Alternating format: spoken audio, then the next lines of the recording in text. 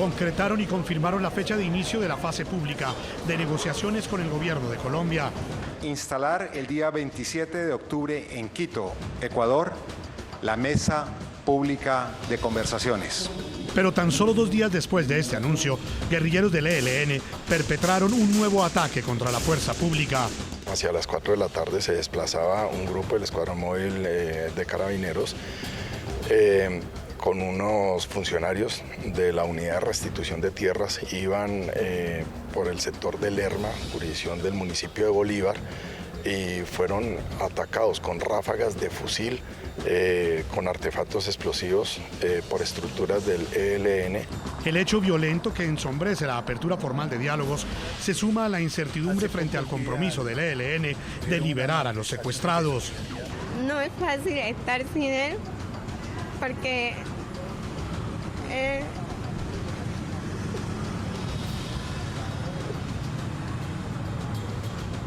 es todo lo que yo tengo con mi mamá. Solo nos tenemos los 3. Hay verdadera voluntad de paz del ELN para sacar adelante las conversaciones con el gobierno del presidente Juan Manuel Santos, cuando esta guerrilla devolverá a la libertad a quienes, según denuncias ciudadanas, permanecen cautivos en su poder sin que se sepa nada de ellos. Hoy lo analizamos y debatimos en el programa La Noche de NTN 24, el canal de las Américas. Comienza La Noche bajo la dirección de Claudia Gurisati.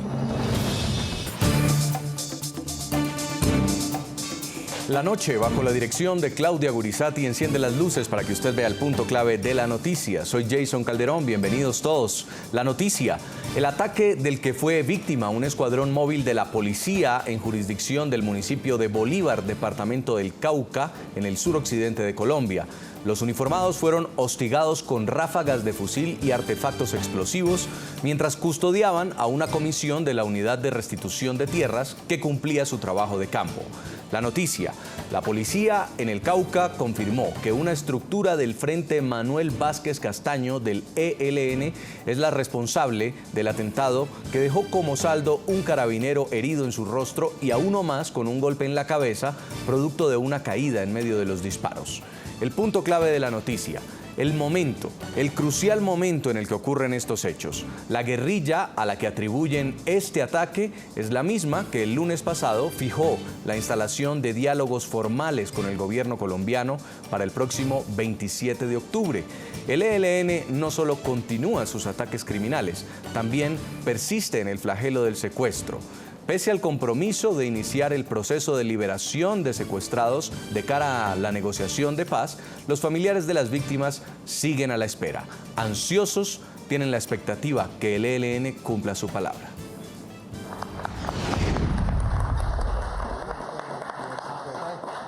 Mientras en Caracas hablan de paz, en campos colombianos el terrorismo pareciera ser su única forma de comunicarse.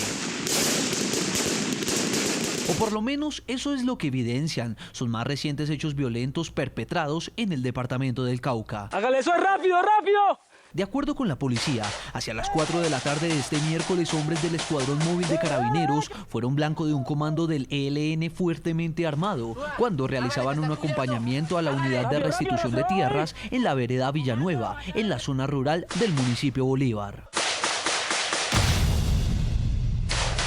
Varios uniformados lograron bajar de los vehículos en los que se movilizaban y repelieron el ataque sin descuidar la protección de los funcionarios de la Unidad de Restitución de Tierras. Pese a ello, el patrullero, identificado como David Zamora, resultó herido.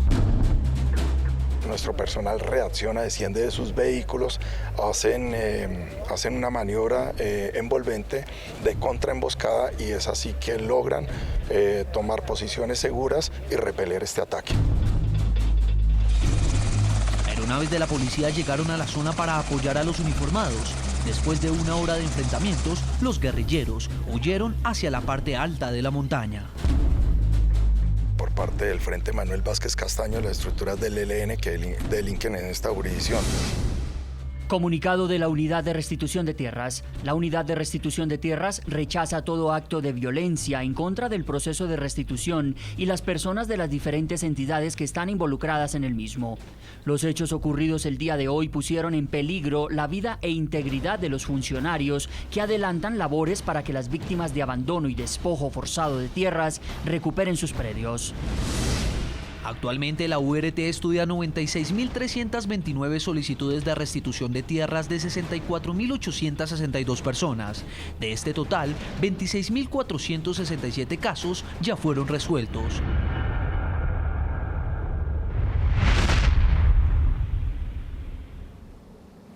Invitamos a nuestros televidentes a participar sobre el tema de hoy. Respóndanos en redes sociales la siguiente pregunta. ¿Cree usted que hay verdadera voluntad de paz del ELN para sacar adelante negociaciones de paz con el gobierno del presidente Juan Manuel Santos? Escríbanos a las cuentas de Twitter de nuestro programa La Noche, también las de nuestro equipo periodístico que van a estar apareciendo en pantalla. Saludamos a esta hora a nuestros invitados. Nos acompaña desde Bogotá, Colombia, Rafael Nieto Loaiza. Él es consultor, abogado, columnista y fue viceministro de Justicia de Colombia. Señor Nieto, un gusto tenerlo. Jason, muy buenas noches. También nos acompaña desde Popayán, Colombia, el coronel Edgar Rodríguez. Es el comandante de la policía del departamento del Cauca, uno de los que ha tenido fuerte presencia de grupos armados como las FARC y el ELN. Comandante, bienvenido.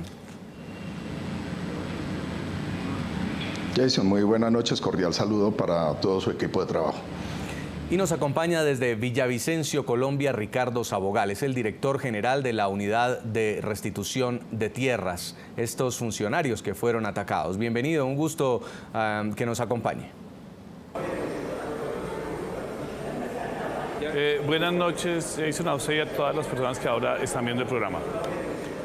Me quedo con usted, señor Sabogal. Primero que todo, quisiéramos conocer de su oficina, de su despacho, el reporte de los hechos ocurridos el día de ayer, donde varios de sus funcionarios estaban realizando sus labores, acompañados por un escuadrón de la policía y fueron hostigados. ¿Qué pasó?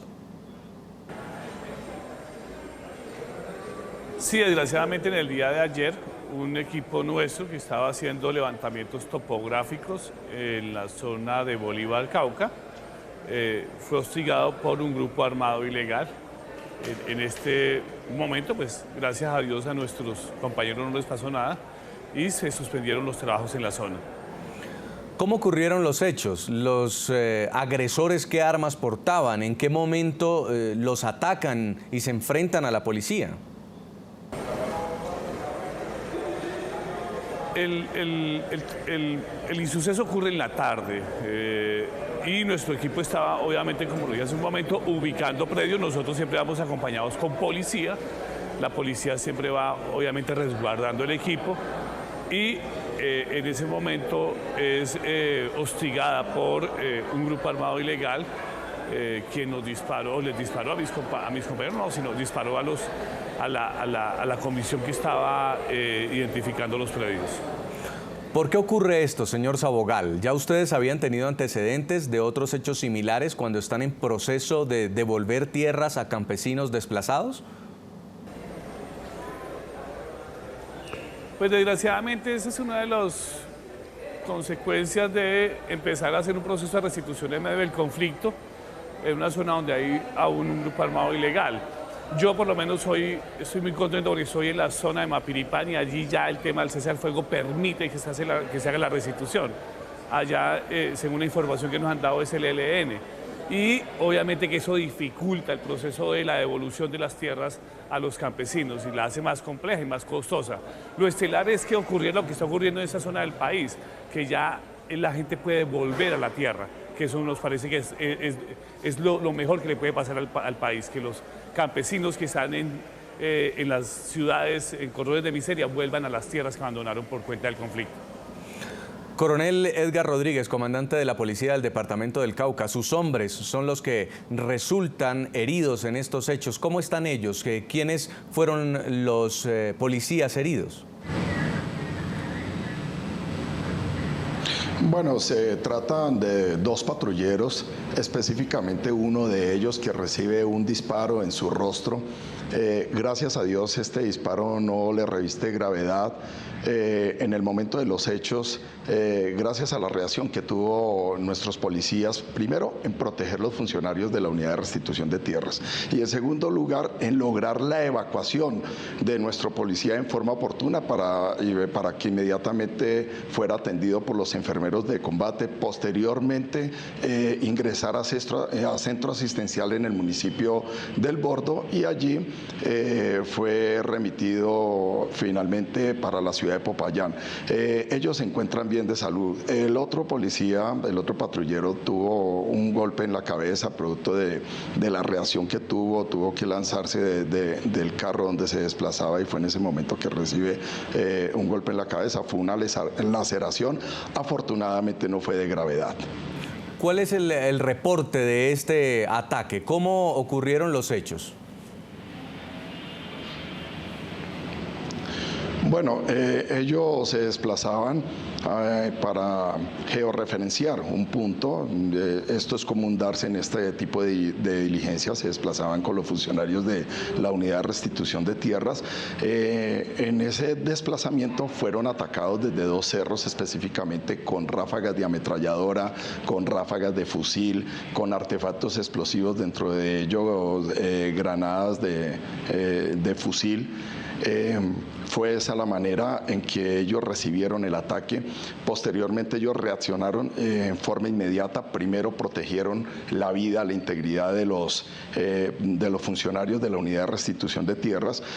Posteriormente tomaron contacto con nosotros acá en Popayán, en donde inmediatamente nos comunicamos con la Fuerza Aérea Colombiana y ellos inmediatamente ordenaron el desplazamiento del avión fantasma, de otro helicóptero artillado, para proteger a nuestros hombres en tierra. Asimismo, se dispuso de una aeronave Black Hawk de la Policía Nacional, en donde llegaron al lugar y aseguraron el sitio para que nuestros policías pudieran salir del lugar, evacuar los funcionarios y asimismo evacuar nuestro policía herido. Fue esta la manera en que se presentó este lamentable hecho.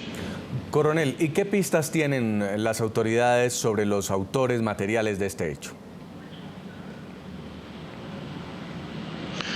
Bueno, nosotros hemos hecho una trazabilidad de la situación con nuestras agencias de inteligencia y hemos recolectado información de pronto con pobladores del sector y todo apunta a que son unas estructuras del Frente Manuel Vázquez Castaño del ELN que delinque en esta zona del departamento. El ELN es la misma organización guerrillera que está anunciando diálogos de paz públicos con el gobierno colombiano. Por eso quiero preguntarle al señor Rafael Nieto, ¿esto indica que va a ser un proceso riesgoso? ¿También se va a negociar en medio de las balas? Lo primero que hay que decir, Jason, es que esta es una clara infracción al derecho internacional humanitario. La población civil, incluyendo los funcionarios gubernamentales de la Unidad de Restitución de Tierras, no son un blanco legítimo a la luz del derecho internacional humanitario, al contrario, están protegidos y cualquier ataque contra ellos supone una infracción al derecho internacional humanitario. La segunda es que los términos en que se va a hacer la negociación con el ELN no nos han sido comunicados por las partes, ni el gobierno ni el ELN nos han dicho cuál es el marco en el que se van a llevar esas negociaciones. Si es como ocurrió al principio con las FARC, tendremos que entender que es en el marco del conflicto, es decir, que la confrontación seguirá. Hay que recordar incluso que en el caso de las FARC, aunque hubo un cese al fuego bilateral prolongado, primero tácito y después expreso, entre la fuerza pública y las FARC siguieron cometiendo actos de extorsión, narcotráfico, en fin, un conjunto de actividades criminales que ellos denominaron hostilidades. Confiemos que este no vaya a ser el caso con el ELN, pero yo me temo que en el caso con el ELN es aún más difícil que con las FARC, porque las FARC son una organización muy vertical, de corte stalinista, con un férreo control del secretariado sobre sus miembros.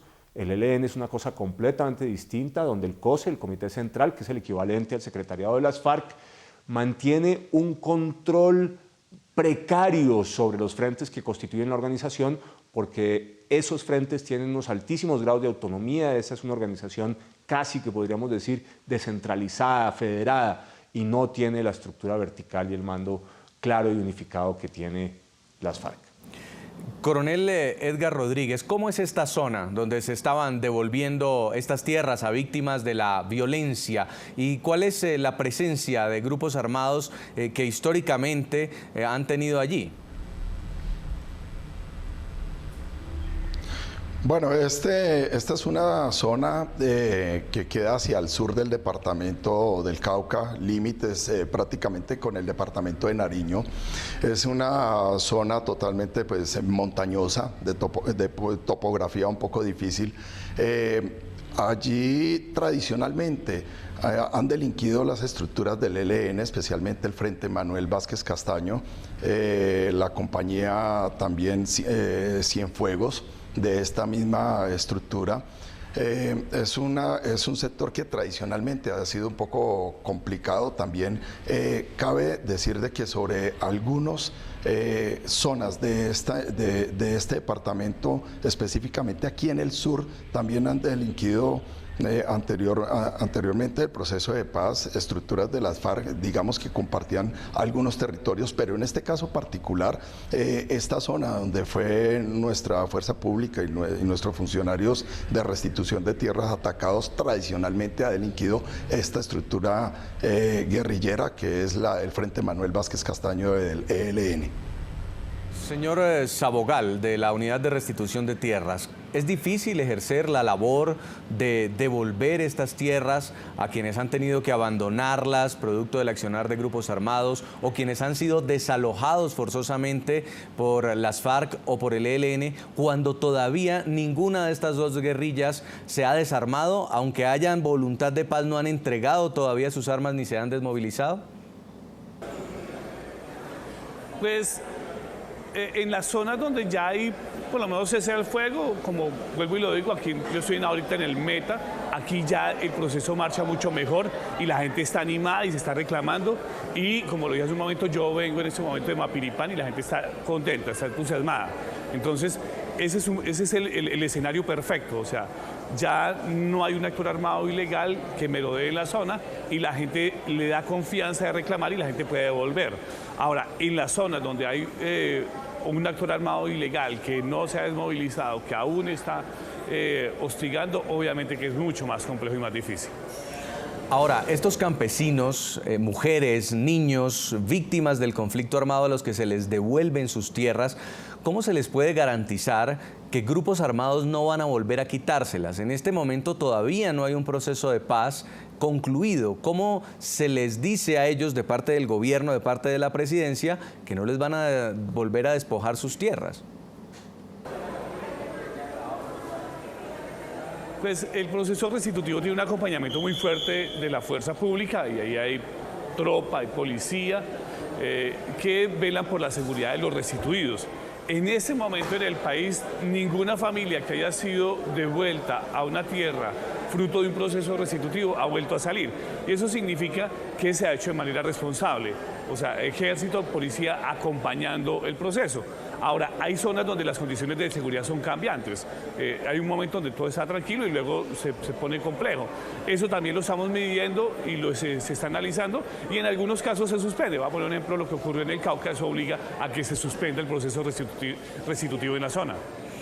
Ahora, señor Rafael Nieto, ¿sería congruente con una voluntad de paz que grupos como el ELN dejaran de delinquir? Pero en lugar de esto hemos visto incluso durante las negociaciones con las FARC que esta guerrilla arreció sus ataques, quizá en un intento de presionar al gobierno, de mostrarse más poderosa. Pero esto no significa necesariamente que le digan a los colombianos que tienen ánimo de paz.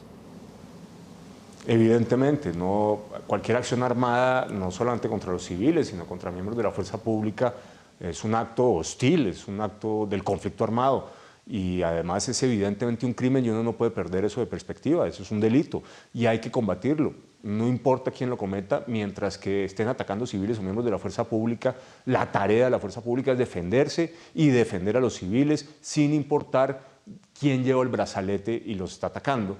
Ahora, dicho esto, uno tendría que decir lo siguiente: el gobierno había puesto como precondición para iniciar los diálogos públicos y formales con el ELN la liberación de todos los secuestrados, y la verdad es que eso no ha ocurrido, y sin embargo ya se hizo un anuncio de lanzamiento formal de esas negociaciones.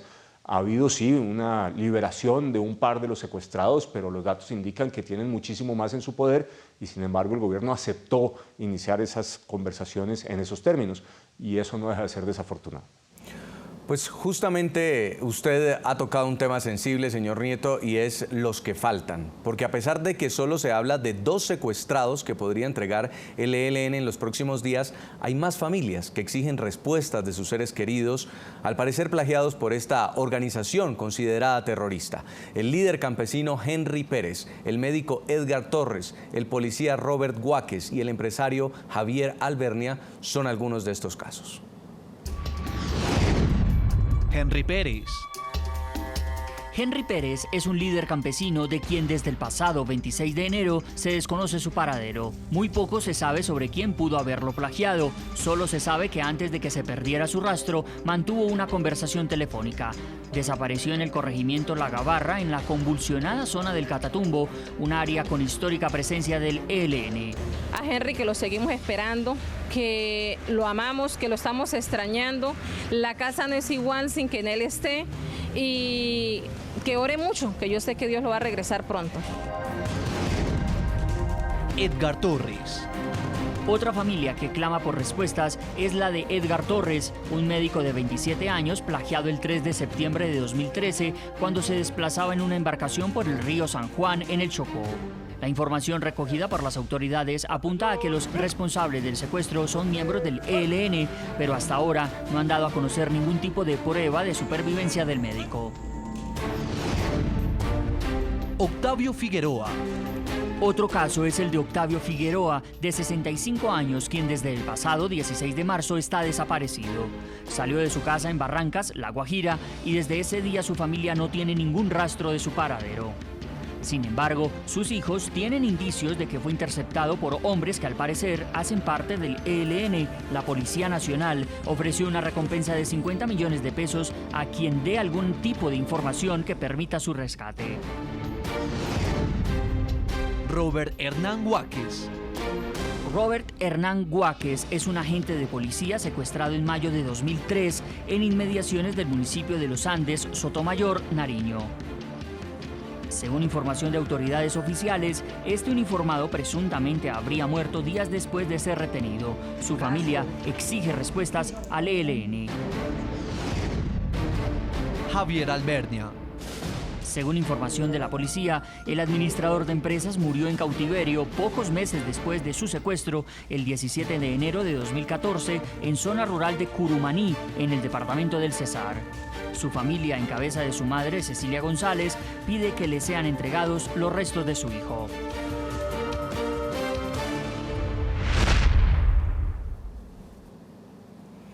En Bogotá, Colombia, señor Rafael Nieto, pues ahí estábamos viendo que no solamente son estos 2 casos, a pesar incluso de que se presume que uno de los que van a ser liberados es el excongresista Odín Sánchez, aún hay mucha gente con preguntas. ¿Debería abrirse la mesa de diálogo cuando todavía no se conoce el paradero de estas personas?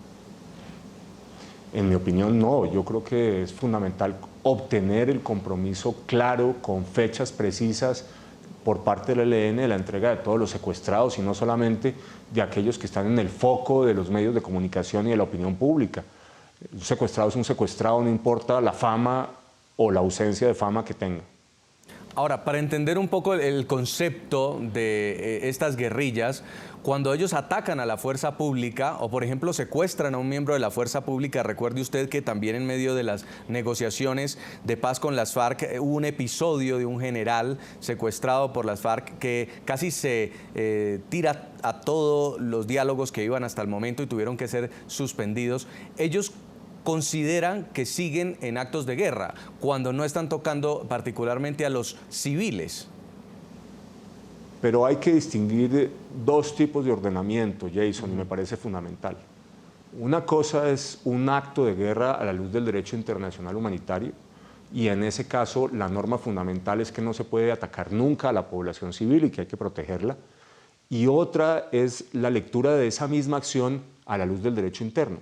Aunque a la luz del DIH se pueda atacar a miembros de la fuerza pública, lo cierto es que a la luz del derecho interno eso sigue siendo un delito, sigue siendo un crimen y sigue siendo un secuestro. Y uno no puede perder de vista que la norma imperante sobre la cual hay que hacer la evaluación jurídica y ética de los hechos es la del derecho interno en una democracia.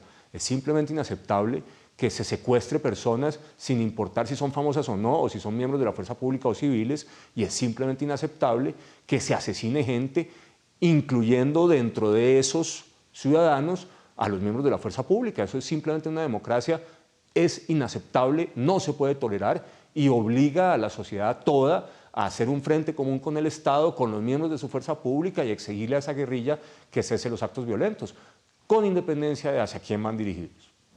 En Popayán, coronel Edgar Rodríguez, comandante de la Policía del Cauca, cuando ocurren hechos como este, en medio de un acto de entrega de tierras, ¿cree usted que el ataque iba dirigido contra las unidades, contra los funcionarios que estaban devolviendo estas tierras porque les estaban quitando una zona de control a estos grupos armados, o era un ataque simplemente contra la fuerza pública por el hecho de ser uniformados de las Fuerzas Armadas colombianas?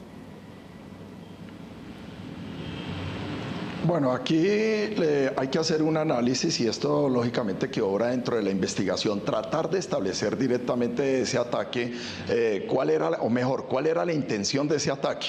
Nosotros sencillamente ponemos en contexto de que fue un ataque a la fuerza pública, al paso de la fuerza pública, como suele ocurrir aquí en el departamento o como han ocurrido en varias ocasiones. Partimos de ese postulado, pero habría que revisar el contexto de la situación de fondo y lógicamente que estas preguntas quedan dentro de la investigación, inmersas en la investigación que se viene frente a estos hechos y lo que queremos es precisamente lo más rápido posible aclarar cuáles fueron las causas o cuál fue el motivo que originó este ataque por parte de esta estructura guerrillera. Pues estaremos atentos a este reporte una vez avancen las investigaciones. Gracias por atendernos, coronel, muy amable. A ustedes, muy amable por la invitación, deseándoles una feliz noche. La Unidad de Restitución de Tierras de la Presidencia emitió un comunicado de prensa rechazando, reprochando este tipo de hechos violentos en medio de lo que estaba haciendo un trabajo de reconciliación. Quisiera terminar preguntándole, señor Sabogal, porque sé que ya tiene que viajar hacia Bogotá, usted está en la zona oriental del país, también en unas labores de entrega de tierras. ¿Cuántas personas han logrado un feliz retorno en medio de los avances que se ha tenido hacia la paz, en medio del cese de hostilidades con las FARC, en medio de la posible apertura de una negociación con el ELN? Tenemos ya 24.000 personas que tienen sentencia restitutiva y ahí estamos hablando de 200.000 hectáreas de tierra. ¿En todo el país? En todo el país, sí señor, ya con sentencia restitutiva. Obviamente los jueces tienen más casos, allí en los despachos judiciales estamos hablando de cerca de 600.000 hectáreas. Pues queremos agradecerle este contacto desde Villavicencio, Colombia, a esta hora, señor Sabogal, muy amable. Continúen ustedes, por supuesto, con esta labor y esperemos que no se repitan este tipo de hechos. Muy amable. Bueno, no, con gusto. Un abrazo. Buenas noches. Tenemos que hacer una primera pausa comercial. A ustedes los estamos invitando a que participen sobre nuestro tema de hoy. ¿Cree usted que hay verdadera voluntad de paz del ELN para sacar adelante las negociaciones de paz con el gobierno del presidente Juan Manuel Santos? Opinen a través de la cuenta en Twitter de nuestro programa La Noche y las de nuestro equipo periodístico. En minutos regresamos y vamos a estar conversando con el hijo de Octavio Figueroa, un empresario de 65 años que según su familia todavía permanece en poder del ELN. Ya volvemos.